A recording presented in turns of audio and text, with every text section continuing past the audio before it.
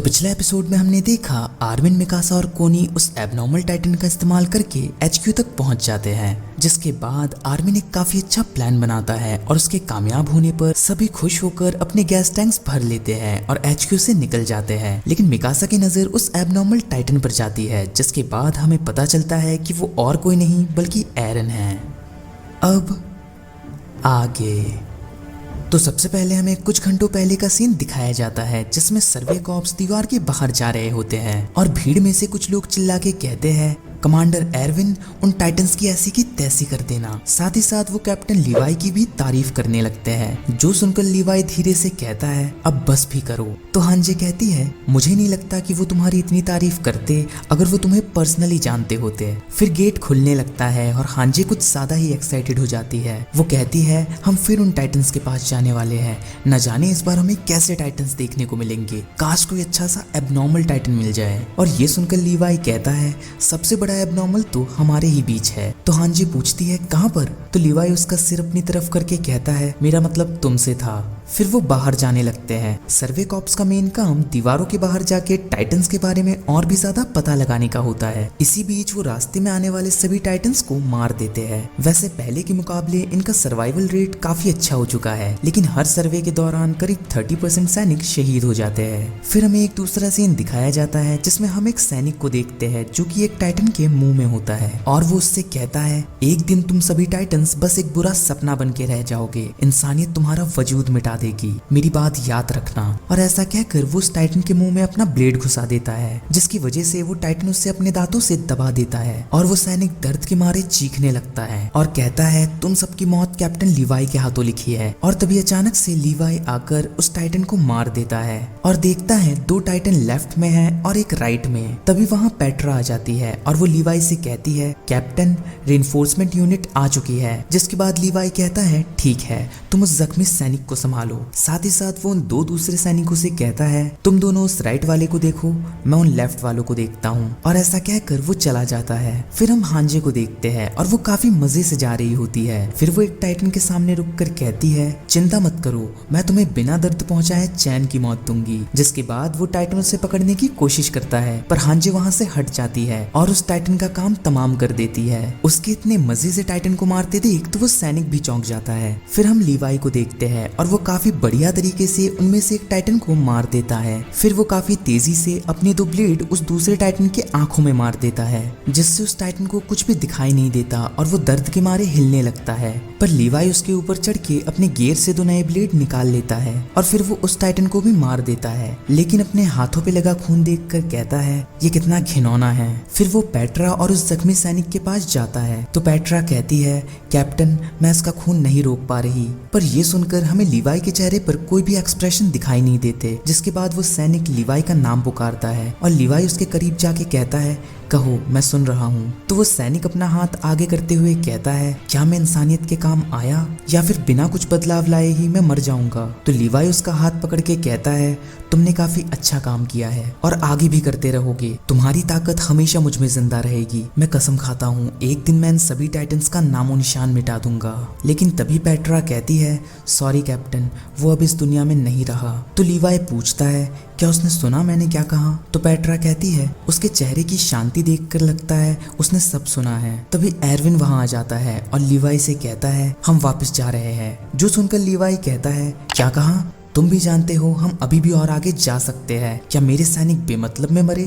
तो एरविन कहता है, सारे टाइटन्स नॉर्थ में शहर की तरफ बढ़ रहे हैं, ये बिल्कुल 5 साल पहले की तरह है, शायद अब तक दीवार टूट भी चुकी होगी। फिर हमें एक दूसरा सीन दिखाया जाता है, जिससे लगता है एरन अपने फ्लैशबैक में है। वो एक टाइटन के पेट में होता है, जहाँ काफी सारी लाश पड़ी होती है, जिन्हें देखकर वो चीखने लगता है। पर तभी उसे एक आवाज सुनाई देती है, जिसमें एक लड़की कहती है, यहाँ बहुत गर्मी है, मुझे घर जाना है। और वो अपने माँ को पुकारने लगती है, जिससे एरन को अपनी माँ की याद आ जाती है और वो सोचने लगता है, आखिर हमारे साथ ऐसा क्यों हुआ, क्यों हमारा सब कुछ छिन गया, हमारी जिंदगियां, हमारे सपने। और ऐसा कहकर वो रोने लगता है और चिल्ला के कहता है, मैं तुम सबको मिटा दूंगा, एक को भी नहीं छोड़ूंगा। जिसके बाद वो उस टाइटन के शरीर को चीरते हुए अपने टाइटन फॉर्म में बाहर निकलता है और कहता है, मैं तुम में से एक को भी नहीं छोड़ूंगा। सबको मार दूंगा। और यही कहते हुए वो अपने फ्लैशबैक से बाहर निकलता है और सामने देखकर हैरान हो जाता है क्योंकि काफी सारे सैनिक उन्हें घेर कर खड़े रहते हैं। तभी मिकासा एरन से पूछती है,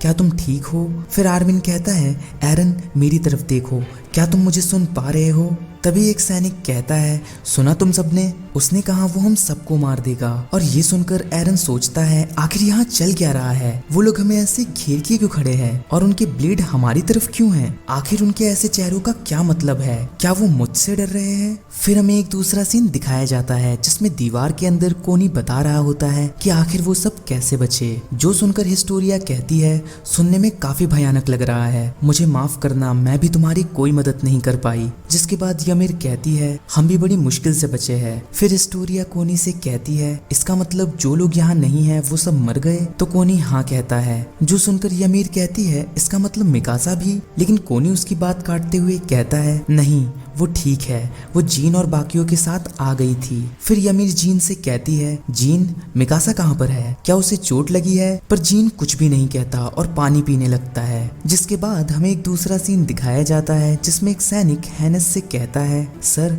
हमारा मिशन तो आराम से हो गया, लेकिन मुझे अपने दोस्तों की फिक्र हो रही है जो कि वैनगार्ड में है। अभी एक खबरी आया था और उसके चेहरे पे साफ साफ डर दिखाई दे रहा था। तो हैनस कहता है, फिलहाल हमें अपने काम पर ध्यान देना चाहिए। फिर वो सैनिक कहता है, जहाँ तक मैंने सुना है आपने जो 3 बच्चों को 5 साल पहले बचाया था वो अब रिक्रूट्स बन चुके हैं, वो भी अभी वैनगार्ड में ही हैं। मुझे माफ करना, शायद मुझे ये नहीं कहना चाहिए था। तो हैनस कहता है, नहीं कोई बात नहीं, वो बच्चे सही सलामत होंगे। उन तीनों में ही अपना अपना हुनर है। पहली वाली बहुत ताकतवर है तो दूसरे वाले के इरादे बहुत मजबूत है, साथ ही साथ तीसरे वाले का दिमाग बहुत तेज है। मुझे यकीन है उन्हें कुछ नहीं होगा। फिर हमें एक दूसरा सीन दिखाया जाता है जिसमें कैप्टन वोरमैन कहता है, रिक्रूट जीगर, अकरमैन और आर्लेट, तुम्हारी हरकतें देशद्रोही वाली है। अपनी सफाई में क्या कहना चाहोगे? यहाँ से भागने की कोशिश भी मत करना, वरना हम तुम्हें तोप के गोलों से उड़ा देंगे। और ये सुनकर एरन ऊपर तोप की ओर देखने लगता है। जिसके बाद फिर से वोरमैन कहता है, अब सच सच बताओ तुम कौन हो, एक इंसान या फिर एक टाइटन? तो एरन अपने मन में कहता है, भला ये कैसा सवाल हुआ, और ये सब मुझे ऐसे क्यों देख रहे हैं जैसे कि मैं कोई राक्षस हूँ? फिर वो जोर से चिल्लाकर कहता है, मुझे आपका सवाल समझ नहीं आया। तो वोरमैन कहता है, अच्छा मासूम बनने का नाटक कर रहे हो? यहाँ गवाहों की कमी नहीं है, सभी ने तुम्हें उस टाइटन के शरीर से निकलते हुए देखा है। न जाने कैसे तुम वॉलरोज के अंदर आ गए। भले ही तुम एक अच्छे रिक्रूट हो जिसकी कमांड सीधे राजा जी के पास होती है, लेकिन सिचुएशन को देखते हुए मैं बिना उनकी परमिशन के भी तुम्हें मार सकता हूँ। वैसे भी आर्मर्ड टाइटन के कभी भी यहाँ आने की संभावना है, तो मैं बिल्कुल भी रिस्क नहीं लूंगा। मैं तुम्हारे ऊपर बिल्कुल भी और वक्त या इंसानों की कुर्बानियां जाया नहीं कर सकता। हम तुम सबको यही तोपों से उड़ा देंगे। तो रिको कहती है, कैप्टन ये सब तब से हमारा वक्त ही बर्बाद कर रहे हैं, इन्हें मारने में ही हम सबकी भलाई है। वैसे भी मुझे नहीं लगता है इनसे कुछ काम की जानकारी मिल सकती है। तभी एक और सैनिक कहता है, हाँ कैप्टन अभी सही मौका है, अभी हम आसानी से उसे उसके इंसानी रूप में मार सकते हैं। तो मिकासा कहती है, अगर किसी को मरने का मन कर रहा है तो शौक से आगे आओ, मैं तुम्हें अपनी स्किल्स दिखाने से बिल्कुल भी नहीं हिचकिचाऊंगी। जो सुनकर वोरमैन थोड़ा डर जाता है और इयान उससे कहता है, कैप्टन एक बात है जो आपको पता होनी जरूरी है, वो मिकासा अकरमन है जो कि करीब 100 सैनिकों के बराबर है। उसे खोना इंसानियत के लिए एक भारी नुकसान होगा। फिर आर्मिन मिकासा से कहता है कि उनसे लड़कर कुछ नहीं मिलेगा, वैसे भी हम इन दीवारों के अलावा कहाँ जाएंगे, हमें कैसे भी करके उनसे बात करके इस सब का हल निकालना होगा। जिसके बाद फिर से वोरमैन वही सवाल पूछता है कि क्या तुम एक इंसान हो या फिर एक टाइटन? तो एरन अपने मन में कहता है, मुझे सोच समझकर जवाब देना होगा क्योंकि यहाँ सिर्फ मेरे अकेले की जिंदगी दांव पर नहीं है। जिसके बाद एरन चिल्लाकर कहता है, मैं एक इंसान हूँ। जो सुनकर वोरमैन कहता है, माफ करना पर मेरे पास और कोई रास्ता नहीं है। जिसके बाद वो अपना हाथ ऊपर कर देता है और ऊपर खड़े सैनिकों को इशारा मिल जाता है फायर करने का।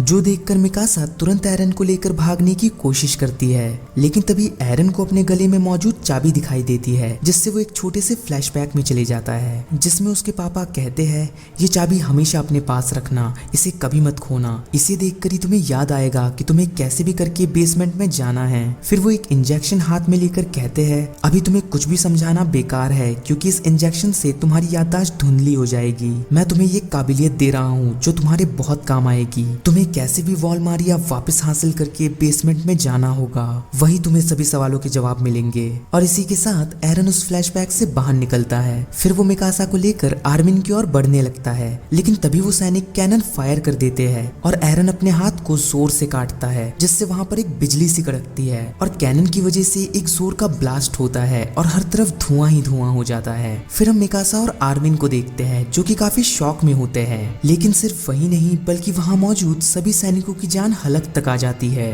क्योंकि नजारा ही कुछ ऐसा होता है।